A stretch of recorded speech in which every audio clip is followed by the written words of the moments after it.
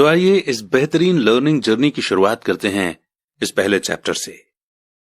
Rich dad poor dad Robert Kiyosaki के अनुसार वे कहते हैं, मेरे दो डैडी थे, एक अमीर और दूसरे गरीब। एक बहुत पढ़े लिखे थे और समझदार थे। वे पीएचडी थे और उन्होंने अपने 4 साल के अंडर ग्रेजुएट के काम को 2 साल से भी कम समय में कर लिया था।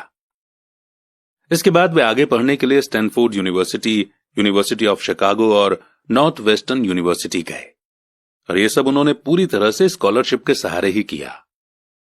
मेरे दूसरे डैडी 8th क्लास से आगे नहीं पढ़े थे। दोनों ही अपने करियर में सक्सेसफुल थे। दोनों ने जिंदगी भर मेहनत की थी। दोनों ने ही काफी पैसा कमाया था, पर उनमें से एक पूरी जिंदगी पैसे के लिए परेशान होता रहा। दूसरा हवाई के सबसे अमीर लोगों में से एक बन गया। एक के मरने पर उसके परिवार, चर्च और जरूरतमंद को करोड़ों की दौलत मिली। दूसरा अपने पीछे कर्ज छोड़कर मरा। मेरे दोनों डैडी इरादे के पक्के, चमत्कारी और प्रभावशाली थे। दोनों ने मुझे सलाह दी, पर उनकी सलाह एक जैसी नहीं थी। दोनों ही एजुकेशन पर बहुत जोर देते थे, पर उनके द्वारा बताए गए पढ़ाई के सब्जेक्ट्स अलग अलग थे। अगर मेरे पास सिर्फ एक ही डैडी होते तो मैं या तो उनकी सलाह मान लेता या फिर उसे ठुकरा देता। क्योंकि सलाह देने वाले 2 थे, इसलिए मेरे पास 2 बिल्कुल अलग अलग विचार होते थे, एक अमीर आदमी का और दूसरा गरीब आदमी का। किसी भी एक विचार को सीधे सीधे मान लेने या न मानने के बजाय मैं उनकी सलाह पर काफी सोचा करता था, उनकी तुलना करता था और फिर खुद के लिए फैसला किया करता था। समस्या यह थी कि अमीर डैडी अभी अमीर नहीं थे और गरीब डैडी अभी गरीब नहीं थे। दोनों ही अपना करियर शुरू कर रहे थे और दोनों ही दौलत और परिवार के लिए मेहनत कर रहे थे, पर पैसे के बारे में दोनों के विचार और नजरिए एकदम अलग थे। एग्जाम्पल के तौर पर एक डैडी कहते थे कि पैसे का मोह ही सभी बुराइयों की जड़ है, जबकि दूसरे डैडी कहा करते थे पैसे की कमी ही सभी बुराइयों की जड़ है। जब मैं छोटा था तो मुझे दोनों डैडियों की अलग अलग सलाह से दिक्कत होती थी। एक अच्छा बच्चा होने के नाते मैं दोनों की बातें सुनना चाहता था। परेशानी यह थी कि दोनों एक जैसी बातें नहीं कहते थे। उनके विचारों में जमीन आसमान का फर्क था, खासकर पैसे के मामले में। मैं काफी लंबे समय तक यह सोचा करता कि उनमें से किसने क्या कहा और क्यों कहा और उसका नतीजा क्या होगा। मेरा बहुत सा समय सोच विचार में ही गुजर जाता था। मैं खुद से बार बार इस तरह के सवाल पूछा करता, उन्होंने ऐसा क्यों कहा? और फिर दूसरे डैडी की कही हुई बातों के बारे में भी इस तरह के सवाल पूछता। काश मैं ये बोल सकता कि हां वे बिल्कुल सही हैं, मैं उनकी बातों से पूरी तरह से सहमत हूं, या ये कहकर मैं सीधे उनकी बात ठुकरा सकता था, बुढ़े को यह नहीं पता कि वो क्या कह रहा है। अब क्योंकि दोनों ही मुझे प्यारे थे, इसलिए मुझे खुद के लिए सोचने पर मजबूर होना पड़ा। इस तरह सोचना मेरी आदत बन गई, जो आगे चलकर मेरे लिए बहुत फायदेमंद साबित हुई। अगर मैं एक ही तरह से सोच पाता तो यह मेरे लिए इतना फायदेमंद नहीं होता। पैसों का सब्जेक्ट स्कूल में नहीं बल्कि घर पर पढ़ाया जाता है। शायद इसीलिए अमीर लोग और ज्यादा अमीर होते जाते हैं, जबकि गरीब और ज्यादा गरीब होते जाते हैं, और मिडिल क्लास कर्ज में डूबा रहता है। हम में से ज्यादातर लोग पैसे के बारे में अपने माता पिता से सीखते हैं। कोई गरीब पिता अपने बच्चों को पैसे के बारे में क्या सिखा सकता है? वो सिर्फ इतना ही कह सकता है कि स्कूल जाओ और मेहनत से पढ़ो। हो सकता है वो बच्चा अच्छे नंबरों से कॉलेज की पढ़ाई पूरी कर ले, फिर भी पैसे के मामले में उसकी मानसिकता और उसके सोचने का ढंग एक गरीब आदमी जैसा ही बना रहेगा। ये सब उसने तब सीखा था जब वो छोटा बच्चा था। पैसों का टॉपिक स्कूलों में नहीं पढ़ाया जाता। स्कूलों में एकेडमिक और प्रोफेशनल स्किल्स पर जोर दिया जाता है, न कि पैसों से जुड़े स्किल पर। इससे यह साफ हो जाता है कि जिन स्मार्ट बैंकर्स, डॉक्टर्स और अकाउंटेंट्स के स्कूल में अच्छे नंबर आते हैं, वे जिंदगी भर पैसे के लिए संघर्ष क्यों करते हैं। हमारे देश पर जो भारी कर्ज लदा हुआ है, वो भी काफी हद तक उन बेहद पढ़े लिखे राजनेताओं और गवर्नमेंट ऑफिसर्स के कारण हुआ है, जो इकोनॉमिक पॉलिसी बनाते हैं। और मजे की बात यह है कि वो पैसों के बारे में बहुत कम जानते हैं। मैं अक्सर नई सदी में आने वाली समस्याओं के बारे में सोचता हूं। तब क्या होगा जब हमारे पास ऐसे करोड़ों लोग होंगे जिन्हें फाइनेंशियल और मेडिकल हेल्प की जरूरत होगी। पैसों से जुड़ी मदद के लिए या तो वे अपने परिवारों पर या फिर गवर्नमेंट पर निर्भर होंगे। क्या होगा जब मेडिकेयर और सोशल सिक्योरिटी के पास का पैसा खत्म हो जाएगा? किस तरह कोई देश तरक्की कर पाएगा अगर पैसे के बारे में पढ़ाई की जिम्मेदारी माता पिता के ऊपर छोड़ दी जाएगी, जिनमें से ज्यादातर गरीब हैं या गरीब होंगे? क्योंकि मेरे पास 2 प्रभावशाली डैडी थे, इसलिए मैंने दोनों से ही सीखा। मुझे दोनों की सलाह पर सोचना पड़ता था। इस तरह से सोचते सोचते मैंने यह भी जान लिया कि किसी इंसान के विचार उसकी जिंदगी पर कितना जबरदस्त असर डाल सकते हैं। एग्जाम्पल के तौर पर एक डैडी को यह कहने की आदत थी, मैं इसे नहीं खरीद सकता। दूसरे डैडी इन शब्दों के इस्तेमाल से चिढ़ते थे। वे जोर देकर कहा करते थे कि मुझे इसके बजाय यह कहना चाहिए कि मैं इसे कैसे खरीद सकता हूं। पहला सेंटेंस नेगेटिव है और दूसरा सवाल उठाने वाला। तो पहले में बात खत्म हो जाती है और दूसरे में आप सोचने के लिए मजबूर हो जाते हैं। मेरे जल्द ही अमीर बनने वाले डैडी ने मुझे समझाया कि जब हम कहते हैं कि मैं इसे नहीं खरीद सकता, तो हमारा दिमाग काम करना बंद कर देता है। इसके बजाय जब हम ये सवाल पूछते हैं कि मैं इसे कैसे खरीद सकता हूं, तो हमारा दिमाग काम करने लगता है। उनका यह मतलब नहीं था कि आपका जिस चीज पर दिल आ जाए उसे खरीद ही लें। वे लगभग दीवानगी की हद तक अपने दिमाग को कसरत करवाना चाहते थे, क्योंकि उनके ख्याल से दिमाग दुनिया का सबसे ताकतवर कंप्यूटर है। मेरा दिमाग हर रोज तेज होता जाता है क्योंकि मैं इसकी कसरत करता रहता हूं। ये जितना तेज होता जाता है, मैं इसकी मदद से उतना ही ज्यादा पैसा कमा सकता हूं। उनका मानना था कि यह कहना कि मैं इसे नहीं खरीद सकता दिमागी आलस की पहचान है। हालांकि दोनों ही डैडी अपने काम में कड़ी मेहनत करते थे, पर मैंने देखा कि पैसे के मामले में एक डैडी की आदत यह थी कि वे अपने दिमाग को सुला देते थे और दूसरे डैडी अपने दिमाग की लगातार कसरत करवाते रहते थे। और इसका लॉन्ग टर्म नतीजा यह हुआ कि एक डैडी फाइनेंशियल रूप से बहुत अमीर होते चले गए, जबकि दूसरे डैडी लगातार कमजोर होते गए। इसे इस तरह से समझें कि एक इंसान हर रोज एक्सरसाइज करने के लिए जिम जाता है, जबकि दूसरा इंसान अपने सोफे पर बैठकर टीवी देखता रहता है। शरीर की सही एक्सरसाइज से आप ज्यादा हेल्दी हो सकते हैं और दिमाग की सही एक्सरसाइज से आप ज्यादा अमीर हो सकते हैं। आलस से सेहत और पैसा दोनों का नुकसान होता है। मेरे दोनों डैडियों की मेंटालिटी में जमीन आसमान का फर्क था। पुअर डैडी की सोच थी कि अमीरों को ज्यादा टैक्स देना चाहिए ताकि बेचारे गरीबों को ज्यादा फायदा मिल सके, जबकि अमीर डैडी कहते थे कि टैक्स उन लोगों को सजा देता है जो कुछ प्रोड्यूस करते हैं और उन लोगों को इनाम देता है जो प्रोड्यूस नहीं करते। पुअर डैडी सिखाते थे कि मेहनत से पढ़ो ताकि तुम्हें किसी अच्छी कंपनी में जॉब मिल जाए, जबकि अमीर डैडी की सीख ये थी कि मेहनत से पढ़ो ताकि तुम्हें किसी अच्छी कंपनी को खरीदने का मौका मिल जाए। पुअर डैडी कहते थे, मैं इसलिए अमीर नहीं हूं क्योंकि मुझे तुम बच्चों को पालना पड़ता है।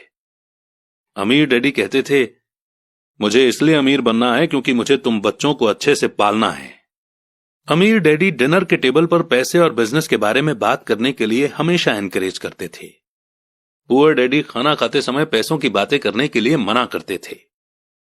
पुअर डैडी का कहना था, जहां पैसे का सवाल हो सुरक्षित कदम उठाओ, रिस्क मत उठाओ।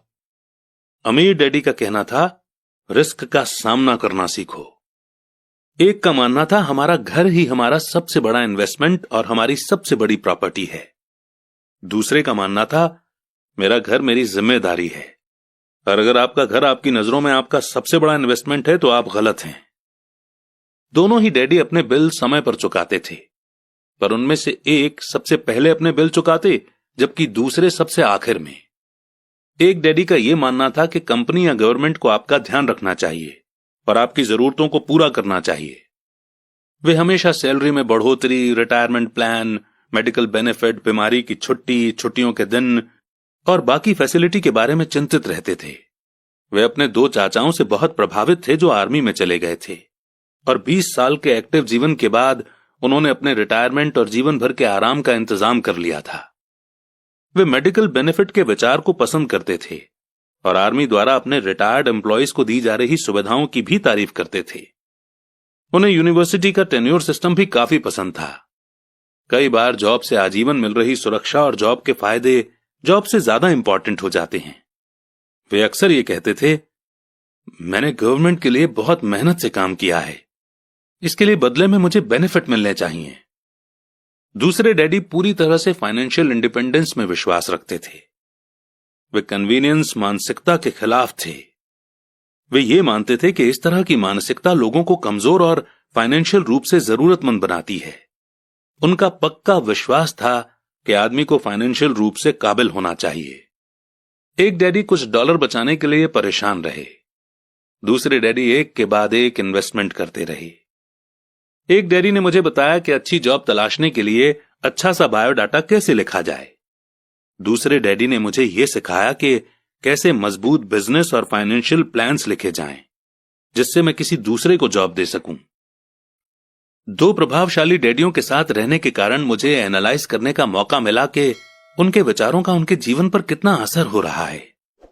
मैंने पाया कि दरअसल लोग अपने विचारों से ही अपने जीवन को दिशा देते हैं। एग्जाम्पल के तौर पर मेरे गरीब डैडी हमेशा कहा करते थे, मैं कभी अमीर नहीं बन पाऊंगा, और उनकी यह भविष्यवाणी सही साबित हुई। दूसरी तरफ मेरे अमीर डैडी हमेशा खुद को अमीर समझते थे। वे इस तरह की बातें करते थे, मैं अमीर हूं और अमीर लोग ऐसा नहीं करते। एक बड़े फाइनेंशियल झटके के बाद जब वे दिवालिया होने के कगार पर थे, तब भी वे खुद को अमीर आदमी ही कहते रहे। वे अपने सपोर्ट में यह कहते थे कि गरीब ना होने और पैसे ना होने में फर्क होता है। पैसे पास में ना होना एक टेम्पररी कंडीशन है, जबकि गरीबी परमानेंट है। मेरे गरीब डैडी ये भी कहते थे कि मेरी पैसे में कोई रुचि नहीं है, या पैसा इंपॉर्टेंट नहीं है। मेरे अमीर डैडी हमेशा कहा करते थे कि पैसे में बहुत ताकत है। हो सकता है कि हमारे विचारों की ताकत को कभी मापा न जा सके, या फिर उन्हें पूरी तरह से समझा न जा सके। फिर भी बचपन में ही मैं ये समझ गया था कि हमें अपने विचारों पर ध्यान देना चाहिए, और अपने एक्सप्रेशंस पर भी। मैंने देखा कि मेरे गरीब डैडी इसलिए गरीब नहीं थे क्योंकि वे कम कमाते थे, बल्कि इसलिए गरीब थे क्योंकि उनके विचार और काम गरीबों की तरह थे। दो डैडी होने के कारण बचपन से ही मैं इस बारे में बहुत सावधान हो चला था कि मैं किस तरह की सोच अपनाऊं। मैं किसकी बात मानूं, अपने अमीर डैडी की या अपने गरीब डैडी की। हालांकि दोनों ही एजुकेशन और नॉलेज को बहुत इंपॉर्टेंट मानते थे, पर क्या सीखा जाए इस बारे में दोनों की अलग अलग राय थी। एक चाहते थे कि मैं पढ़ाई में कड़ी मेहनत करूं, डिग्री लूं और पैसे कमाने के लिए अच्छी सी जॉब ढूंढ लूं। वे चाहते थे कि मैं एक प्रोफेशनल ऑफिसर, वकील या अकाउंटेंट बन जाऊं या एमबीए कर लूं। दूसरे डैडी मुझे एनकरेज करते थे कि मैं अमीर बनने का राज सीख लूं, ये समझ लूं कि पैसा किस तरह काम करता है, और ये जान लूं कि इससे अपने लिए कैसे काम लिया जाता है। मैं पैसे के लिए काम नहीं करता। इन शब्दों को वो बार बार दोहराया करते थे। पैसा मेरे लिए काम करता है। 9 साल की उम्र में ही मैंने यह फैसला किया कि पैसे के बारे में मैं अपने अमीर डैडी की बात सुनूंगा और उनसे सीखूंगा। यह फैसला करने का मतलब था अपने गरीब डैडी की बातों पर ध्यान न देना। हालांकि उनके पास कॉलेज की बहुत सी डिग्रियां थी जो मेरे अमीर डैडी के पास नहीं थी। एक बार मैंने यह फैसला कर लिया कि मुझे किसकी बात सुननी है, तो उसके बाद मेरी मनी एजुकेशन शुरू हो गई। मेरे अमीर डैडी ने मुझे 30 साल से भी ज्यादा समय तक सिखाया, जब तक कि मेरी उम्र 39 साल की नहीं हो गई, और इसके बाद उन्होंने सिखाना बंद कर दिया। उन्होंने ये देख लिया था कि मैं वो सब समझ चुका हूं जो मेरी मोटी बुद्धि में भरने की वो कोशिश कर रहे थे। पैसा एक तरह की ताकत है, पर इससे भी बड़ी ताकत है फाइनेंशियल एजुकेशन।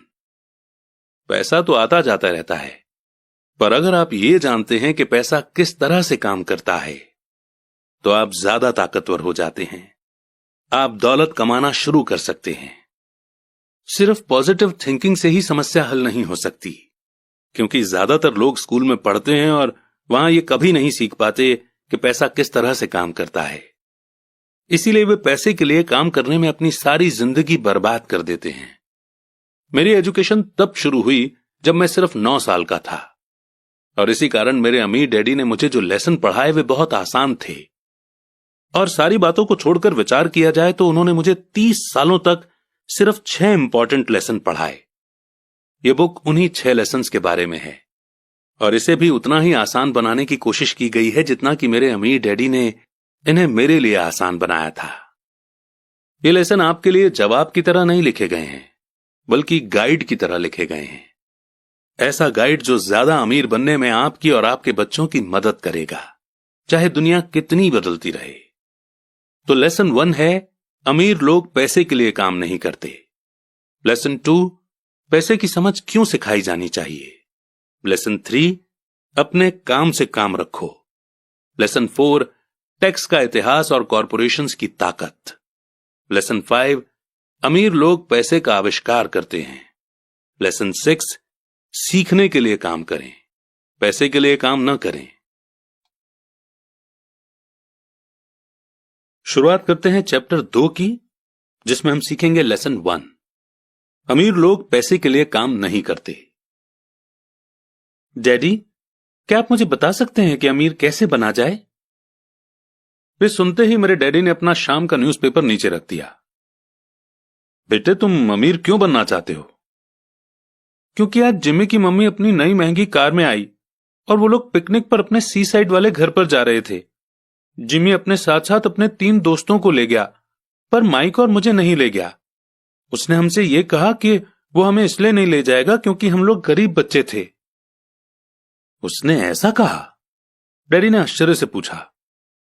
हां, बिल्कुल ऐसा ही कहा, मैंने दर्द भरी आवाज में कहा। डैडी ने अपना सिर हिलाया, नाक तक चश्मे को चढ़ाया और फिर न्यूज़पेपर पढ़ने लगे।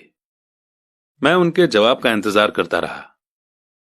ये 1956 की बात है, तब मैं 9 साल का था। किस्मत की बात थी कि मैं उसी पब्लिक स्कूल में जाता था जिसमें अमीर लोगों के बच्चे पढ़ते थे। हम शुगर प्लांटेशन के एरिया में रहते थे।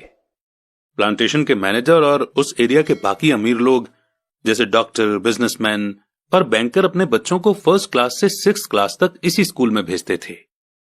6th क्लास के बाद बच्चों को प्राइवेट स्कूलों में भेजा जाता था। अगर मेरा परिवार सड़क के दूसरी साइड पर रह रहा होता तो मुझे अलग तरह के स्कूल में भेजा जाता, जहां मेरे जैसे परिवारों के बच्चे पढ़ते थे। 6th क्लास के बाद इन बच्चों की तरह मैंने भी पब्लिक इंटरमीडिएट और हाई स्कूल किया होता, क्योंकि उनकी ही तरह मेरे लिए भी प्राइवेट स्कूल में जाना पॉसिबल नहीं था।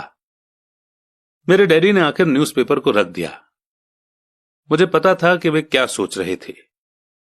उन्होंने धीमे से शुरुआत की। अगर तुम अमीर बनना चाहते हो तो तुम्हें पैसे बनाना सीखना चाहिए। मैं पैसे बनाना किस तरह सीख सकता हूं? अपने दिमाग के इस्तेमाल से, उन्होंने मुस्कुराते हुए कहा, जिसका असली मतलब यह था कि बस मैं तुम्हें इतना ही बता सकता हूं, या मैं इसका जवाब नहीं जानता, इसलिए मुझे तंग मत करो। एक पार्टनरशिप हुई। अगली सुबह मैंने अपने सबसे अच्छे दोस्त माइक को अपने डैडी की बातें बताई। जहां तक मुझे याद है, उस स्कूल में माइक और मैं 2 ही गरीब बच्चे थे। माइक भी मेरी ही तरह का था, क्योंकि वो भी किस्मत की वजह से ही उस स्कूल में था। ऐसा लगता था जैसे किसी ने कस्बे में स्कूलों की सरहदें तय कर दी थीं, और इसी कारण हम लोग अमीर बच्चों के स्कूल में पढ़ रहे थे। सच कहा जाए तो हम लोग गरीब नहीं थे, पर हमें ऐसा लगता था, क्योंकि बाकी सभी बच्चों के पास नए बेसबॉल ग्लव्स, नई साइकिल और हर चीज होती थी, और हर चीज नई होती थी, पर हमारे पास सब पुरानी। मम्मी और डैडी ने हमें जरूरत की सभी चीजें दी थीं, जैसे खाना, घर, कपड़े, लेकिन इससे ज्यादा कुछ नहीं। मेरे डैडी कहा करते थे कि अगर तुम्हें कोई चीज चाहिए तो उसके लिए काम करो। हमें बहुत सी चीजें चाहिए थीं, लेकिन 9 साल के बच्चों के करने के लिए ज्यादा काम मौजूद नहीं थे। माइक ने पूछा, तो पैसा कमाने के लिए हमें क्या करना चाहिए? मैं नहीं जानता, मैंने कहा, लेकिन क्या तुम इस काम में मेरे पार्टनर बनना चाहोगे? वो राजी हो गया, और उस शनिवार की सुबह माइक मेरा पहला बिजनेस पार्टनर बन गया। हम दोनों पूरी सुबह यही सोचते रहे कि पैसा किस तरह कमाया जाए। कभी कभार हम उन बेफिक्र बच्चों के बारे में बात करते रहे जो जिमी के सी साइड वाले घर पर मजे कर रहे होंगे। इससे थोड़ी चोट पहुंचती थी, पर यह चोट अच्छी थी, क्योंकि इसने हमें यह सोचने के लिए मोटिवेट किया कि पैसा कैसे कमाया जाए। और आखिरकार उस दोपहर को हमारे दिमाग में बिजली कौंध गई। ये एक ऐसा आइडिया था जो माइक ने किसी साइंस की किताब में पढ़ा था। एक्साइटेड होकर हमने अपने हाथ मिलाए, क्योंकि हमारे पास अब एक बिजनेस था। अगले कुछ हफ्तों तक मैं और माइक आसपास के इलाकों में भागदौड़ करते रहे। हम दरवाजों पर दस्तक देते थे और पड़ोसियों से कहते थे कि वे अपने इस्तेमाल किए हुए टूथपेस्ट ट्यूब हमारे लिए रख लें। हैरत से हमें देखते हुए ज्यादातर लोगों ने मुस्कुराकर हमारी बात मान ली। कुछ ने हमसे पूछा कि हमें टूथपेस्ट ट्यूब क्यों चाहिए। इसके जवाब में हमने कहा कि हम आपको ये नहीं बता सकते, ये एक बिजनेस सीक्रेट है। हफ्ते गुजरते गए और मेरी मां बहुत दुखी हो गई। अपने रॉ मटेरियल को इकट्ठा करने के लिए हमने जो जगह चुनी थी वो उनकी वॉशिंग मशीन के ठीक पास में थी, एक ब्राउन कार्डबोर्ड के डिब्बे में जिसमें कभी केचप की बोतलें रखी रहती थीं। आज वहां पर हमारी और पड़ोसियों के टूथपेस्ट की इस्तेमाल की हुई ट्यूब्स पड़ी थीं।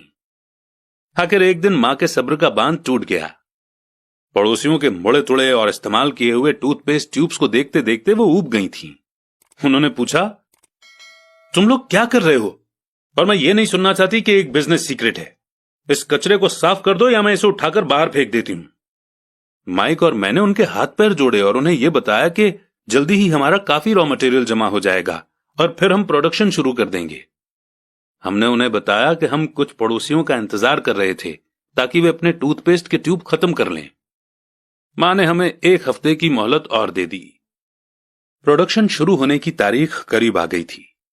प्रेशर बढ़ चुका था। हमारे वेयरहाउस के मालिक यानी मेरी मां ने हमारी पहली पार्टनरशिप कंपनी को जगह खाली करने का नोटिस थमा दिया था। अब माइक का काम यह था कि वो पड़ोसियों को अपने टूथपेस्ट जल्दी खत्म करने के लिए कहे और साथ में यह भी कह दे कि दांत के डॉक्टर्स ने कहा है कि दिन में कई बार ब्रश करना चाहिए। मैं प्रोडक्शन के प्रोसेस को ठीक ठाक करने में जुट गया। एक दिन मेरे डैडी अपने एक दोस्त के साथ कार में बैठकर जब घर आए तो वो शॉक्ड हो गए जब उन्होंने वहां 9 साल के 2 बच्चों को प्रोडक्शन प्रोसेस में पूरे स्पीड से जुटे हुए देखा। हर जगह बारीक सफेद पाउडर बिखरा हुआ था। एक लंबी मेज पर स्कूल से लाए गए दूध के छोटे कार्टन थे और हमारे परिवार की ग्रिल लाल दहकते कोयलों के साथ मैक्सिमम हीट पर जल रही थी। डैडी सावधानी से चलकर हमारे करीब आए क्योंकि हमारे प्रोडक्शन प्रोसेस ने उनके घर पर कब्जा कर लिया था, इसलिए उन्हें कार बाहर ही खड़ी करनी पड़ी। और जब वे और उनके दोस्त पास आए तो उन्होंने कोयलों के ऊपर रखा एक स्टील का बर्तन देखा जिसमें टूथपेस्ट के ट्यूब पिघल रहे थे। अब आप सोचेंगे कि टूथपेस्ट ट्यूब्स को हम क्यों पिघला रहे थे। एक्चुअली उन दिनों टूथपेस्ट प्लास्टिक के ट्यूब्स में नहीं आते थे। ट्यूब शीशे यानी कि लीड के बने होते थे। एक बार पेंट जल जाने पर हम ट्यूब्स को स्टील के बर्तन में डाल देते थे ताकि वो पिघलकर लिक्विड फॉर्म में आ सकें। इस पिघले हुए लीड को हम छोटे छोटे छेद वाले दूध के कार्टन्स में डाल रहे थे। दूध के इन कार्टनों में प्लास्टर ऑफ पेरिस भरा था। हर तरफ फैला सफेद पाउडर प्लास्टर ही था जिसमें हमने पानी मिलाया था। जल्दबाजी में मैंने उसके बैग को गिरा दिया था और पूरी जमीन ऐसे लग रही थी जैसे वहां अभी अभी बर्फ का तूफान आया हो। दूध के कार्टन बाहरी बक्से थे जिसके अंदर प्लास्टर ऑफ पेरिस के सांचे यानी कि मोल्ड थे। मेरे डैडी और उनके दोस्त हमें देखते रहे और हम पिघले हुए लीड को प्लास्टर ऑफ पेरिस के क्यूब के ऊपर छोटे से छेद में डालते रहे। संभल कर, मेरे डैडी ने कहा। मैंने बिना सिर उठाए हामी भर दी। आखिरकार जब शीशे को डालने का काम खत्म हो गया तो मैंने स्टील के बर्तन को नीचे रख दिया और फिर अपने डैडी की तरफ देखकर मुस्कुराया। उन्होंने हल्की सी मुस्कान के साथ पूछा, तुम लोग क्या कर रहे हो? हम वही कर रहे हैं जो आपने बताया था। हम अमीर बनने जा रहे हैं। हां, माइक ने सिर को हिलाते हुए और मुस्कुराते हुए कहा। हम दोनों पार्टनर हैं। डैडी ने पूछा, और इन प्लास्टर के सांचों में क्या है? देखिए, इसमें एक बहुत अच्छी चीज है। छोटे हथौड़े से मैंने सील को ठोका जिससे बाहरी खोल टूट गया। सावधानी से मैंने ऊपर के आधे प्लास्टर को हटाया और जिंक का एक सिक्का बाहर गिर गया। हे भगवान, तो तुम लोग जिंक के सिक्के बना रहे थे? मेरे डैडी ने कहा। बिल्कुल सही, माइक ने कहा। हम वही कर रहे थे जैसा आपने हमसे कहा था। हम पैसा बना रहे थे। मेरे डैडी के दोस्त जोर से हंसने लगे। मेरे डैडी भी मुस्कुराए और उन्होंने अपना सिर हिलाया। उनके सामने आग और टूथपेस्ट की ट्यूब्स के बक्से के साथ सफेद धूल में लिपटे हुए 2 बच्चे खड़े थे जो इस कान से उस कान तक खुलकर मुस्कुरा रहे थे। उन्होंने हमसे कहा कि हम सब कुछ छोड़कर उनके साथ चलें और घर के सामने वाली सीढ़ी पर बैठें। मुस्कुराते हुए उन्होंने हमें जालसाजी यानी कि फेक या फ्रॉजरी शब्द का मतलब समझाया। कहने का मतलब यह है कि जो सिक्के हैं वो सिर्फ गवर्नमेंट यानी कि सरकार बना सकती है, न कि एक आम इंसान। अगर एक आम इंसान सिक्के बनाता है तो उसे जेल भी हो सकती है। हमारे सपने टूट गए थे। तो आपका मतलब यह है कि यह इलीगल है? माइक ने कांपती हुई आवाज में पूछा। इतने में डैडी के दोस्त ने कहा, छोड़ो भी, हो सकता है कि बच्चे अपने पैदाइशी टैलेंट को डेवलप कर रहे हों। मेरे डैडी उन्हें घूरते रहे। हां, यह इलीगल है, डैडी ने नरमी से कहा, पर तुम लोगों ने यह साबित कर दिया है कि तुम में बहुत ज्यादा क्रिएटिविटी और ओरिजिनल आइडिया हैं। इसी तरह आगे बढ़ते रहो, मुझे तुम पर गर्व है। निराश होकर माइक और मैं तकरीबन 20 मिनट तक चुपचाप अपना सिर पकड़कर बैठे रहे। इसके बाद हमने सारा घर साफ करना शुरू किया। पहले ही दिन हमारा बिजनेस चौपट हो गया था। पाउडर साफ करते हुए मैंने माइक की ओर देखा और कहा, मुझे लगता है जिमी और उसके दोस्त ठीक कहते हैं, हम सचमुच गरीब हैं। जब मैंने ये कहा तब डैडी बस जाने ही वाले थे। उन्होंने कहा, बच्चों, तुम गरीब तभी कहलाओगे जब तुम लोग हार मान लोगे। सबसे इंपॉर्टेंट चीज यह है कि तुमने कुछ किया। ज्यादातर लोग सिर्फ अमीर बनने के बारे में बातें करते रहते हैं और उसके सपने देखते रहते हैं। तुमने कुछ किया है, मुझे तुम दोनों पर गर्व है। मैं एक बार फिर से यही कहूंगा, आगे बढ़ते चलो, हार मत मानो।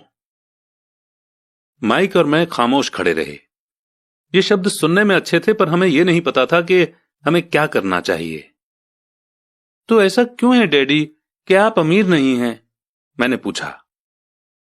क्योंकि मैंने एक स्कूल टीचर बनने का फैसला किया था। स्कूल के टीचर अमीर बनने के बारे में नहीं सोचते, हम सिर्फ पढ़ाना पसंद करते हैं। काश कि मैं तुम लोगों की मदद कर सकता, पर हकीकत में मैं ये नहीं जानता कि दौलत कैसे कमाई जाती है। माइक और मैं पलटे और अपने सफाई अभियान में जुट गए। डैडी ने कहा, हां, अगर तुम लोग ये सीखना ही चाहते हो कि अमीर कैसे बना जाता है तो मुझसे मत पूछो। माइक, तुम अपने डैडी से यह सवाल पूछो। मेरे डैडी? माइक ने हैरानी से कहा। हां, तुम्हारे डैडी। मेरे डैडी ने मुस्कुराकर कहा, तुम्हारे डैडी और मेरा बैंकर एक ही है और वो तुम्हारे डैडी की बहुत तारीफ करता है। उसने मुझे कई बार यह बताया है कि पैसा बनाने में तुम्हारे डैडी का कोई जवाब नहीं। मेरे डैडी? माइक ने एक बार फिर से हैरानी से पूछा। फिर ऐसा क्यों है कि स्कूल के अमीर बच्चों की तरह हमारे पास शानदार कार और आलीशान बंगला नहीं है? शानदार कार और आलीशान बंगले के होने का मतलब यह नहीं होता कि आप पक्के रूप से अमीर हैं या आप पैसा बनाने की कला जानते हैं, डैडी ने जवाब दिया। जिमी के डैडी शुगर प्लांटेशन में काम करते हैं। उनमें और मुझ में ज्यादा फर्क नहीं है। वे एक कंपनी के लिए काम करते हैं और मैं गवर्नमेंट के लिए। कंपनी उन्हें कार खरीद कर दे देती है। इस समय चीनी की कंपनियां फाइनेंशियल प्रॉब्लम्स में फंसी हुई हैं और जिमी के डैडी के पास जल्दी ही कुछ नहीं बचेगा। तुम्हारे डैडी अलग हैं माइक। ऐसा लगता है कि वे एक एम्पायर बनाने जा रहे हैं और मेरा अंदाज है कि कुछ ही सालों में वे बहुत अमीर बन जाएंगे। यह सुनकर माइक और मैं एक बार फिर से एक्साइटेड हो गए। नए जोश से हमने अपने डूबे हुए बिजनेस के कचरे को साफ करना शुरू कर दिया। जब हम सफाई कर रहे थे तो हमने यह भी प्लान बना लिया कि कब और कैसे माइक के डैडी से बात की जाए। प्रॉब्लम यह थी कि माइक के डैडी बहुत ज्यादा काम करते थे और देर रात तक घर नहीं लौटते थे। माइक के डैडी के पास कई वेयरहाउस, कंस्ट्रक्शन कंपनी, स्टोर्स की चेन और 3 रेस्टोरेंट्स थे। रेस्टोरेंट्स के कारण ही उन्हें घर लौटने में देर हो जाती थी। सफाई खत्म करने के बाद माइक बस पकड़कर अपने घर चला गया। वो अपने डैडी से बात करने वाला था, चाहे वे कितनी ही देर से घर लौटें, और उनसे पूछने वाला था कि क्या वे हमें अमीर बनने की तरकीब सिखाने के लिए तैयार हैं। माइक ने मुझसे वादा किया कि जैसे ही वो अपने डैडी से बात कर लेगा वो मुझे फोन करेगा, चाहे कितनी ही देर क्यों ना हो जाए। फोन रात को 8:30 बजे आया। ओके, अगले शनिवार, मैंने कहा और फोन रख दिया। माइक के डैडी माइक और मुझसे मिलने के लिए तैयार हो गए थे। शनिवार की सुबह 7:30 बजे मैंने शहर के दूसरे हिस्से में जाने के लिए बस पकड़ी और सबक शुरू हुए। मैं तुम्हें 1 घंटे के 10 सेंट दूंगा। 1956 की सैलरी के हिसाब से भी 10 सेंट हर घंटे की सैलरी से कम थे। माइकल और मैं सुबह 8 बजे उसके डैडी से मिले। वे पहले से ही बिजी थे और उनके पास 1 घंटे से भी ज्यादा का काम मौजूद था। जब मैं उनके साधारण छोटे और साफ घर के सामने पहुंचा तो मैंने देखा कि उनका कंस्ट्रक्शन सुपरवाइजर अपने पिकअप ट्रक में वहां से जा रहे थे। माइक मुझे दरवाजे पर ही मिल गया। डैडी अभी फोन पर हैं और उन्होंने कहा है कि हम लोग पीछे के एरिया में उनका इंतजार करें, माइक ने दरवाजा खोलते हुए कहा। जब मैंने उसके पुराने घर की दहलीज के अंदर कदम रखा तो लकड़ी के पुराने फर्श की चरमराहट सुनाई दी। दरवाजे के अंदर सस्ती सी चटाई थी। चटाई वहां इसलिए रखी गई थी ताकि फर्श पर पड़े अनगिनत पैरों के निशानों को छुपाया जा सके। हालांकि वो साफ थी, पर यह साफ दिखता था कि वो पुरानी हो गई थी और उसे बदल देना चाहिए।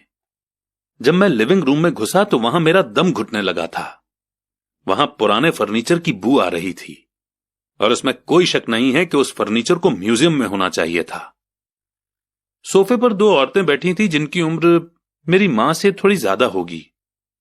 औरतों के सामने एक आदमी मजदूरों के कपड़ों में बैठा हुआ था। उसने खाकी पैंट और खाकी शर्ट पहन रखा था। हालांकि कपड़े साफ और प्रेस किए हुए थे। उस आदमी की उम्र मेरे डैडी से लगभग 10 साल ज्यादा होगी, शायद 45 साल। ये लोग कौन हैं? मैंने पूछा। अरे ये लोग डैडी के लिए काम करते हैं। बूढ़ा आदमी उनके वेयर हाउसों को संभालता है और औरतें रेस्टोरेंट की मैनेजर हैं। और तुमने उस कंस्ट्रक्शन सुपरवाइजर को तो देखा ही होगा जो यहां से 50 मील दूर एक सड़क के प्रोजेक्ट पर काम कर रहा है। उनका दूसरा सुपरवाइजर जो बहुत से घर बना रहा है वो तुम्हारे आने के पहले ही जा चुका है। क्या ऐसा हमेशा ही होता है? मैंने पूछा। हमेशा तो नहीं, पर अक्सर ऐसा ही होता है, माइक ने कहा और मेरे पास अपनी कुर्सी खींचते हुए वो मुस्कुराया। मैंने उनसे पूछा था कि क्या वे हमें पैसा बनाना सिखाएंगे? माइक ने मुझे बताया। अच्छा, और उन्होंने इसका क्या जवाब दिया? मैंने एक्साइटेड होकर पूछा। पहले तो उनके चेहरे पर हंसी आई, फिर कुछ सोचकर उन्होंने कहा कि वे हमारे सामने एक ऑफर रखेंगे। अच्छा, मैंने कहा और अपनी कुर्सी की पीठ दीवार से टिका ली। मैं वहां कुर्सी के पिछले 2 पैरों के सहारे टिका बैठा रहा। माइक ने भी ऐसा ही किया। क्या तुम्हें पता है वो कौन सा ऑफर देने वाले हैं? मैंने पूछा। नहीं, पर हमें जल्दी ही इसका पता चल जाएगा। अचानक माइक के डैडी उस पुराने दरवाजे से घुसकर उस कमरे में दाखिल हुए जहां हम बैठे हुए थे। माइक और मैं अपने पैरों पर कूद गए, आदर के कारण नहीं बल्कि इसलिए कि हम चौंक गए थे। तो बच्चों, तैयार? माइक के डैडी ने एक कुर्सी हमारे पास खिसकाते हुए पूछा। हमने अपने सिर हिलाए और अपनी कुर्सियों को दीवार के पास से खींचकर उनके सामने रख लिया। वे एक लंबे चौड़े शरीर के मालिक थे, लगभग 6 फीट ऊंचे और वजन करीब 90 किलो होगा। मेरे डैडी इससे ऊंचे थे, लगभग इसी वजन के, और माइक के डैडी से 5 साल बड़े। वे लगभग एक जैसे ही थे, हालांकि दोनों एक ही प्रजाति के नहीं थे। हो सकता है कि उनकी एनर्जी एक सी हो। माइक का कहना है कि तुम पैसा कमाना सीखना चाहते हो। क्या यह सही है रॉबर्ट? मैंने तुरंत सहमति में अपना सिर हिलाया। हालांकि मुझे थोड़ा सा डर भी लग रहा था। उनके शब्दों और मुस्कुराहट के पीछे बहुत ताकत थी। अच्छा, ये रहा मेरा ऑफर। मैं तुम्हें सिखाऊंगा, लेकिन मैं ऐसा क्लासरूम के स्टाइल में नहीं करूंगा। अगर तुम मेरे लिए काम करोगे तो उसके बदले में तो मैं तुम्हें सिखाऊंगा, और तुम मेरे लिए काम नहीं करोगे तो मैं तुम्हें नहीं सिखाऊंगा। अगर तुम काम करते हो तो मैं तुम्हें ज्यादा तेजी से सिखा सकता हूं, और अगर तुम सिर्फ बैठकर मेरी बातें सुनते हो जैसा कि तुम लोग स्कूल में करते हो तो इससे मेरा समय बर्बाद होगा। ये मेरा ऑफर है, इसे या तो मान लो या फिर वापस लौट जाओ। क्या मैं पहले आपसे एक सवाल कर सकता हूं? मैंने पूछा। नहीं, इसे या तो मान लो या फिर वापस लौट जाओ। मेरे पास बर्बाद करने के लिए फालतू समय नहीं है। अभी ढेर सारा काम पड़ा हुआ है। अगर तुम में तुरंत फैसला करने की क्षमता नहीं है तो तुम कभी पैसे कमाना नहीं सीख पाओगे।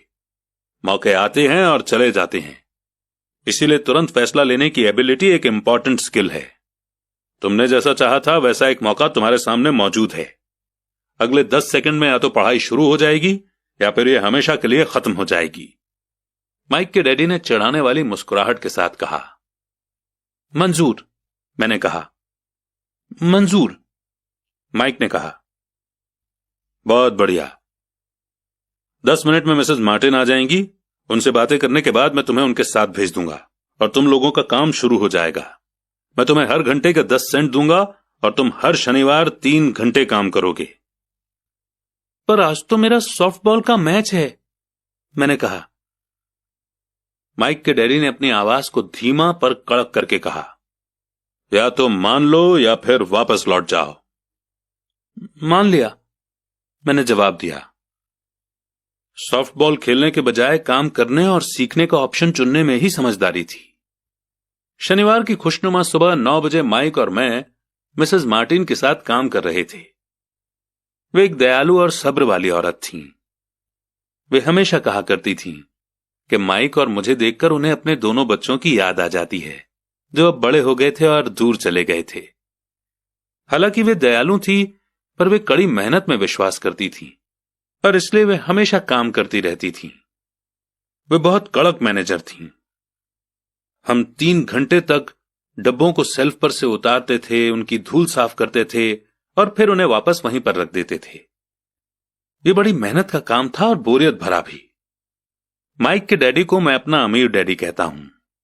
उनके पास इस तरह के 9 सुपरमार्केट थे जहां पार्किंग के लिए बहुत सी जगह थी।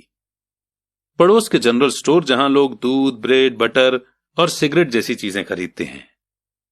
समस्या यह थी कि हवाई में एयर कंडीशनिंग नहीं थी और गर्मी के कारण स्टोर्स अपना दरवाजा बंद नहीं कर सकते थे। स्टोर के दोनों ओर दरवाजों को पूरा खुला रखा जाता था ताकि सड़क और पार्किंग की जगह सामने दिखती रहे। जब भी कोई कार पार्किंग में आती थी तो उसके साथ धूल का गुबार भी आता था जो स्टोर में घुसकर डिब्बों पर जम जाता था। इसीलिए हम लोगों की नौकरी तभी तक चलती जब तक कि एयर कंडीशनिंग नहीं हो जाती, क्योंकि उसके बाद दुकान के डिब्बों में धूल नहीं जमती और ना ही हमें उन्हें साफ करने के लिए नौकरी पर रखा जा सकता था। 3 हफ्तों तक माइक और मैं मिसेस मार्टिन के पास जाकर 3 घंटे तक काम करते रहे। दोपहर तक हमारा काम खत्म हो जाता था और वो हम में से हर एक के हाथ में 3 छोटे सिक्के डाल देती थी। उस समय 50 के दशक में भी 9 साल की उम्र में 30 सेंट कमाने में कोई खास खुशी नहीं होती थी। तब कॉमिक्स की कीमत 10 सेंट हुआ करती थी, इसीलिए मैं अपनी कमाई को कॉमिक्स पर खर्च कर देता था और घर लौट जाता था। चौथे हफ्ते के बुधवार तक मैंने काम छोड़ने का मन बना लिया था। मैं सिर्फ इसलिए काम करने को तैयार हुआ था क्योंकि मैं माइक के डैडी से पैसा कमाना सीखना चाहता था। इसलिए मैं 10 सेंट हर घंटे की गुलामी कर रहा था। और सबसे बड़ी बात तो यह थी कि उस पहले शनिवार के बाद से मैंने माइक के डैडी को देखा तक नहीं था। मैं काम छोड़ रहा हूं, मैंने लंच के समय माइक से कहा। स्कूल लंच बड़ा निराशा से भरा हुआ था। स्कूल भी बोरिंग था और अब तो मेरे पास शनिवार भी नहीं थे जिनका मैं इंतजार कर सकूं। पर 30 सेंट के कारण मुझे धक्का पहुंचा था। इस बार माइक मुस्कुराया। तुम किस बात पर हंस रहे हो? मैंने गुस्से और चिढ़ते हुए पूछा। डैडी ने कहा था कि ऐसा ही होगा। उन्होंने कहा था कि जब तुम काम छोड़ने का फैसला कर लो तब वे तुमसे मिलना चाहेंगे। क्या? मैंने गुस्से में पूछा। क्या वो मेरे बोर हो जाने का इंतजार कर रहे थे? कुछ कुछ, माइक ने कहा। मेरे डैडी जरा अलग किस्म के हैं। उनका सिखाने का तरीका तुम्हारे डैडी के पढ़ाने के तरीके से बिल्कुल अलग है। तुम्हारे मम्मी डैडी बहुत बातें करते हैं, दूसरी तरफ मेरे डैडी बहुत कम बोलते हैं। तुम सिर्फ इस शनिवार तक इंतजार कर लो, मैं उन्हें बता दूंगा कि तुमने काम छोड़ने का फैसला कर लिया है। इसका मतलब यह है कि मेरे साथ नाटक खेला गया है? नहीं, ऐसा नहीं हुआ है, पर शायद हो सकता है। डैडी शनिवार को इसके बारे में समझाएंगे। शनिवार को लाइन में लगकर इंतजार करते हुए मैं उनका सामना करने के लिए तैयार था। यहां तक कि मेरे असली डैडी भी उनसे नाराज थे। मेरे असली डैडी, जिन्हें मैं गरीब डैडी कहता हूं, ये मानते थे कि अमीर डैडी चाइल्ड लेबर कानून को तोड़ रहे थे और इस पूरे मामले की जांच होनी चाहिए। मेरे पढ़े लिखे गरीब डैडी ने मुझसे यह कहा कि मैं सही सैलरी मांगूं, हर घंटे के कम से कम 25 सेंट। मेरे गरीब डैडी ने मुझसे कहा कि अगर मेरी सैलरी नहीं बढ़ती तो मुझे तुरंत जॉब छोड़ देनी चाहिए, और वैसे भी तुम्हें उस घटिया काम की कोई जरूरत नहीं है, मेरे गरीब डैडी ने झल्ला कर कहा। शनिवार को सुबह 8 बजे मैं एक बार फिर माइक के घर उसी पुराने दरवाजे से अंदर घुस रहा था। कुर्सी पर बैठो और लाइन में इंतजार करो, माइक के डैडी ने मेरे घुसते ही कहा। फिर वे अंदर जाकर अपने छोटे से ऑफिस में बैठ गए जो बेडरूम के पास था। मैंने कमरे में चारों तरफ देखा पर मुझे माइक नहीं दिखा। अजीब सा महसूस करते हुए मैं उन्हीं दोनों औरतों के बगल में बैठ गया जो मुझे 4 हफ्ते पहले वहीं पर मिली थी। वे मुस्कुराईं और सोफे पर थोड़ी सी खिसक गईं ताकि मैं भी बैठ सकूं। 45 मिनट गुजर गए थे और मैं उबल रहा था। दोनों औरतें उनसे मिलकर तकरीबन 30 मिनट पहले वहां से जा चुकी थीं। एक बूढ़ा सा आदमी वहां 20 मिनट तक बैठा और फिर वो भी चला गया। घर खाली था और हवाई में खुशनुमा सुबह को मैं सीलन भरे अंधेरे लिविंग रूम में बैठा हुआ था और इस बात का इंतजार कर रहा था कि एक लालची और बच्चों का शोषण करने वाला आदमी मुझसे बातें करे। मैं सुन सकता था कि वो फोन पर बातें कर रहे थे, ऑफिस में इधर उधर के काम कर रहे थे और मुझे नजरअंदाज कर रहे थे। मेरी इच्छा तो यह हो रही थी कि मैं उस घमंडी आदमी से बिना मिले ही घर लौट जाऊं, पर किसी वजह से मैं रुक गया। आखिर 15 मिनट के बाद ठीक 9 बजे अमीर डैडी अपने ऑफिस से बाहर निकले। बिना कुछ कहे उन्होंने हाथ से मुझे इशारा किया कि मैं उनके ऑफिस में आ जाऊं। अमीर डैडी ने अपनी ऑफिस कुर्सी पर बैठते हुए कहा, या तो तुम्हारी सैलरी बढ़ाई जाए या तुम काम छोड़ रहे हो, है ना? हां, डील के मुताबिक आप अपनी शर्त पूरी नहीं कर रहे हैं, मैंने लगभग आंसुओं से भीगी हुई आवाज में कहा। 9 साल के बच्चे के लिए एक बड़े आदमी का सामना करना बहुत ज्यादा डरावना था। आपने कहा था कि अगर मैं आपके लिए काम करूंगा तो मुझे आप पैसा कमाना सिखाएंगे। अपनी तरफ से मैंने आपके लिए काम किया है, मैंने कड़ी मेहनत की है। इस काम के लिए मैंने अपने बेसबॉल गेम की भी कुर्बानी दी है और अब आप अपने वादे से मुकर रहे हैं। आपने मुझे कुछ भी नहीं सिखाया है। आप धोखेबाज हैं, जैसा शहर के सभी लोग कहते हैं। आप लालची हैं, आप सिर्फ पैसा कमाना चाहते हैं और अपने एम्प्लॉयज का बिल्कुल ध्यान नहीं रखते। आपने मुझे इतनी देर तक बाहर बिठाए रखा और मेरी जरा भी इज्जत नहीं की। मैं एक छोटा सा बच्चा हूं और आपको मेरे साथ इससे बेहतर बर्ताव करना चाहिए था। अमीर डैडी अपनी कुर्सी पर पीछे झुक गए। अपने हाथों को ठुड्डी तक लाकर उन्होंने मुझे घूरा। ऐसा लग रहा था जैसे वो मुझे एनालाइज कर रहे थे। बुरा नहीं है। 1 महीने से भी कम समय में तुम वही भाषा बोल रहे हो जो मेरे ज्यादातर एम्प्लॉय बोलते हैं। क्या? मैंने पूछा। मैं समझ नहीं पा रहा था कि वे क्या कह रहे थे और इसलिए मैंने अपना दुखड़ा रोना चालू रखा। मुझे लगता था कि आप अपने वादे पर कायम रहेंगे और मुझे कुछ सिखाएंगे। इसके बजाय आप तो मुझ पर अत्याचार करना चाहते हैं। यह तो जुल्म है, सरासर जुल्म। मैं तुम्हें सिखा तो रहा हूं, अमीर डैडी ने धीमी आवाज में कहा। आपने मुझे क्या सिखाया है? कुछ भी नहीं। एक बार मैं चंद सिक्कों में काम करने के लिए तैयार हो गया, उसके बाद तो आपने मुझसे बात तक नहीं की। 10 सेंट हर घंटे के लिए। मैं आपकी शिकायत गवर्नमेंट से करूंगा। हमारे देश में भी चाइल्ड लेबर कानून है। आप तो जानते ही हैं कि मेरे डैडी गवर्नमेंट के लिए काम करते हैं। शाबाश, अब तुम उन ज्यादातर लोगों की भाषा बोल रहे हो जो कभी मेरे लिए काम करते थे। वे लोग या तो जिन्हें मैंने नौकरी से निकाल दिया है या जिन्होंने खुद मेरी नौकरी छोड़ दी है। तो इस बारे में आपको क्या कहना है? और मुझे यह लग रहा था कि कम उम्र के बावजूद मैं बहादुरी से बातें कर रहा था। आपने मुझसे झूठ बोला। मैंने आपके लिए काम किया और आपने अपना वादा पूरा नहीं किया। आपने मुझे कुछ भी नहीं सिखाया। कौन कहता है कि मैंने तुम्हें कुछ नहीं सिखाया है। मेरे अमीर डैडी ने शांति से कहा, मैंने 3 हफ्ते तक काम किया और इस बीच आपने सिखाना तो दूर रहा, मुझसे कभी बात तक नहीं की। क्या सिखाने का मतलब सिर्फ भाषण या बातचीत ही होता है? और क्या? इस तरह से वो तुम्हें स्कूल में सिखाते हैं, पर जिंदगी तुम्हें इस तरह नहीं सिखाती। और मेरा मानना यह है कि जिंदगी सबसे बढ़िया टीचर होती है। ज्यादातर वक्त जिंदगी आपसे बातें नहीं करती, ये एक तरह से आपको धक्का देती है। हर धक्के के जरिए जिंदगी आपसे कहती है, जाग जाओ, मैं तुम्हें कुछ सिखाना चाहती हूं। यह आदमी कैसी बेसिर पैर की बातें कर रहा है, मैंने अपने आप से पूछा। जिंदगी अगर मुझे धक्का देती है तो इसका मतलब कि जिंदगी मुझसे बातें करती है। अब मैं जान चुका था कि मुझे यह काम तुरंत छोड़ देना चाहिए। मैं किसी ऐसे आदमी से बातें कर रहा था जो पागल था और जिसे ताले में बंद रखे जाने की जरूरत थी।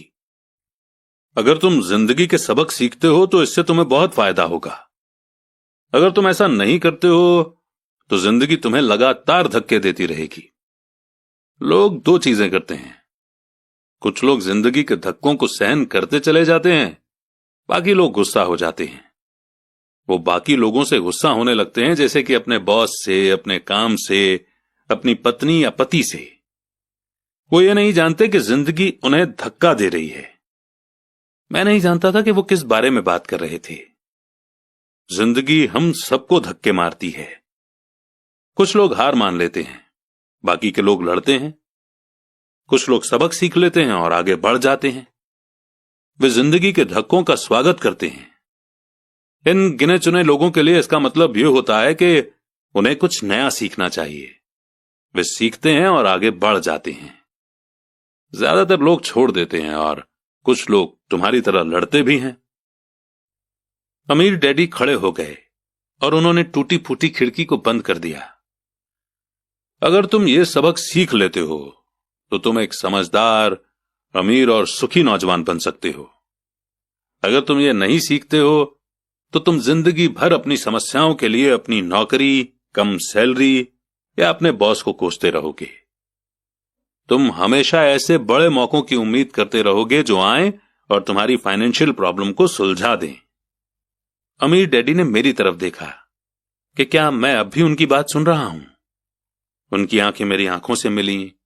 हम एक दूसरे की तरफ देखते रहे और हमारी आंखों के बीच बातचीत की धाराएं बहने लगीं। आखिर जब मैं उनकी बात का मतलब समझ गया तो मैंने अपनी नजरें झुका ली। मैं जान गया था कि वे सही थे।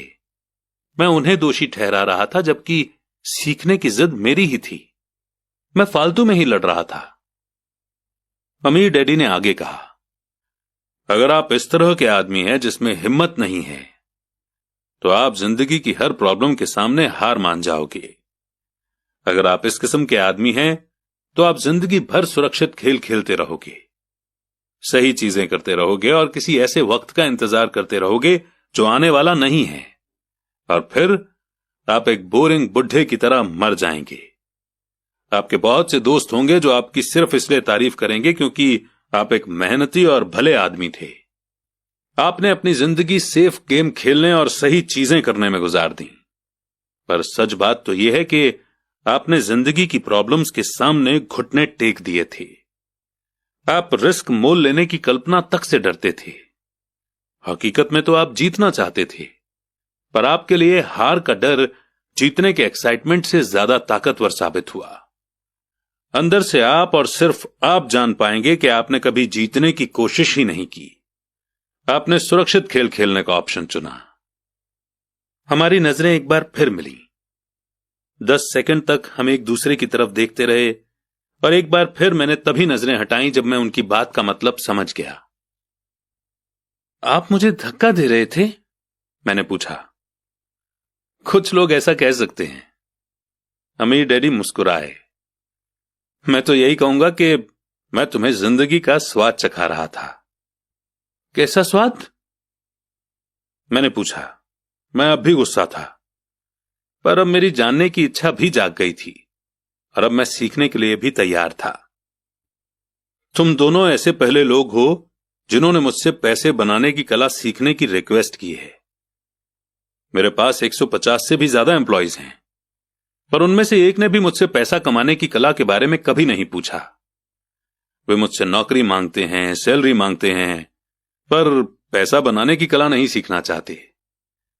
तो ज्यादातर लोग इसी तरह अपनी जिंदगी के सबसे बेहतरीन साल पैसे के लिए काम करने में बर्बाद कर देंगे और आखिर तक ये कभी समझ ही नहीं पाएंगे कि दरअसल वे किसके लिए काम कर रहे हैं।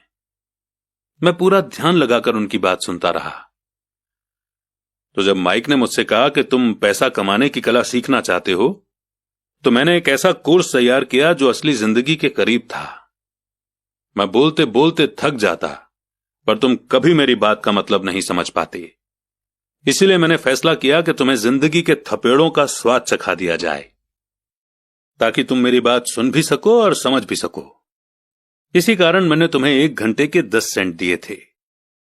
तो 10 सेंट हर घंटे काम करने के बाद मैंने क्या सबक सीखा? यही कि आप घटिया हैं और अपने एम्प्लॉयज का शोषण करते हैं। अमीर डैडी अपनी कुर्सी पर पीछे की तरफ झुकते हुए जोर से हंसने लगे। जब उनकी हंसी बंद हुई तो उन्होंने कहा, अच्छा होगा अगर तुम अपने सोचने का नजरिया बदल लो। मुझे समस्या मत मानो, मुझे दोष देना छोड़ दो। अगर तुम सोचते हो कि तुम्हारी समस्या मैं हूं, तो तुम्हें मुझे बदलना होगा। इसके बजाय अगर तुम्हें यह लगता है कि तुम्हारी समस्या तुम खुद हो, तो तुम खुद को बदल सकते हो, सीख सकते हो और ज्यादा समझदार बन सकते हो। ज्यादातर लोग चाहते हैं कि दुनिया का हर आदमी बदल जाए, बस हम खुद ही ना बदलें। मैं तुम्हें यह बता दूं कि किसी दूसरे को बदलने से ज्यादा आसान यह है कि हम खुद को बदल लें। मैं आपकी बात ठीक से समझ नहीं पाया। अपनी प्रॉब्लम के लिए मुझे दोष देना छोड़ दो, अमीर डैडी ने बेचैन होकर मुझसे कहा। पर आपने मुझे सिर्फ 10 सेंट की ही सैलरी दी। तो तुमने क्या सीखा? अमीर डैडी ने मुस्कुराकर पूछा। यही कि आप घटिया हैं, मैंने शरारत भरी मुस्कान के साथ कहा। अच्छा, तो तुम ये सोचते हो कि प्रॉब्लम मैं हूं? वो तो आप हैं ही। खैर, इसी तरीके से सोचते रहो और तुम जिंदगी भर कुछ नहीं सीख पाओगे। अगर तुम्हारा नजरिया यही है कि समस्या मैं हूं, तो तुम्हारे पास क्या ऑप्शन रह जाते हैं? अगर आप मेरी सैलरी नहीं बढ़ाते या मुझे ज्यादा इज्जत नहीं देते, तो मैं काम छोड़कर चला जाऊंगा। ठीक कहा, और ज्यादातर लोग यही करते हैं। वे काम छोड़कर चले जाते हैं और दूसरी जॉब की तलाश करते हैं, जहां उन्हें बेहतर मौके या ज्यादा अच्छी सैलरी मिले। उन्हें यह गलतफहमी होती है कि नई नौकरी या ज्यादा सैलरी से उनकी प्रॉब्लम सुलझ सकती है, और ज्यादातर मामलों में ऐसा नहीं होता। तो समस्या किस तरह से सुलझ सकती है? 10 सेंट हर घंटे के हिसाब से सैलरी लेकर मुस्कुराते हुए? अमीर डैडी मुस्कुराए। यही बाकी के लोग करते हैं। वे ये जानते हुए भी कम सैलरी में काम करते हैं, क्योंकि नौकरी छूट जाने पर उनका और उनके परिवार का पेट कैसे भरेगा। इसलिए मन महसूस कर वे नौकरी करते हैं और ये सोचकर सैलरी बढ़ने का इंतजार करते हैं कि ज्यादा पैसा आने से समस्या सुलझ जाएगी। ज्यादातर लोग ऐसा ही सोचते हैं और कड़ी मेहनत करते हुए दूसरी नौकरी भी कर लेते हैं, पर उसमें भी उन्हें सैलरी कम ही मिलती है। मैं फर्श को घूरता रहा। अब मैं अमीर डैडी के सबक को समझने लगा था। मुझे यह एहसास हो गया था कि यही जिंदगी का स्वाद है। आखिरकार मैंने ऊपर की ओर देखा और अपना सवाल दोहराया, तो फिर यह समस्या किस तरह सुलझेगी? इस सवाल के जवाब में अमीर डैडी ने मुझे वो बेशकीमती नजरिया दिया जो उन्हें अपने एम्प्लॉइज और मेरे गरीब डैडी से अलग करता था, और जिसकी बदौलत वे हवाई के सबसे अमीर आदमी बनने वाले थे, जबकि मेरे पढ़े लिखे गरीब डैडी जिंदगी भर पैसों की तंगी से जूझने वाले थे। यह एक अद्भुत नजरिया था जिसने मेरी जिंदगी का नक्शा ही बदल दिया। अमीर डैडी ने मुझे बार बार यह नजरिया याद दिलाया, जिसे मैं पहला सबक कहूंगा। गरीब और मिडिल क्लास लोग पैसे के लिए काम करते हैं, अमीरों के लिए पैसा काम करता है। मेरे गरीब डैडी ने जो एजुकेशन मुझे दी थी, शनिवार की उस खुशनुमा सुबह में मैं उससे बिल्कुल अलग नजरिया सीख रहा था। 9 साल की उम्र में मैं ये समझ गया था कि दोनों ही डैडी चाहते थे कि मैं सीखूं। दोनों ही डैडी मुझे पढ़ने के लिए मोटिवेट करते थे। फर्क सिर्फ इतना था कि दोनों के सुझाए सब्जेक्ट अलग अलग थे। मेरे पढ़े लिखे डैडी चाहते थे कि मैं वही करूं जो उन्होंने किया।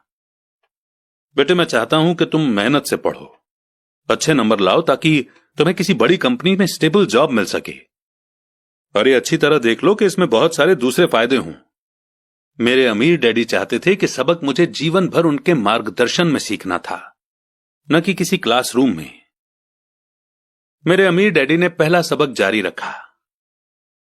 मैं खुश हूं कि तुम 10 सेंट हर घंटे के हिसाब से काम करने पर गुस्सा हो गए। अगर तुम गुस्सा नहीं हुए होते और तुम ऐसा खुशी खुशी करते रहते तो मैं तुमसे साफ कह देता कि मैं तुम्हें नहीं सिखा सकता। ये जान लो कि सच्ची एजुकेशन में एनर्जी, स्ट्रांग इमोशन और जबरदस्त इच्छा की जरूरत होती है। गुस्सा उस फॉर्मूले का एक बहुत बड़ा हिस्सा है, क्योंकि स्ट्रांग इमोशन में गुस्सा और प्रेम मिला हुआ होता है।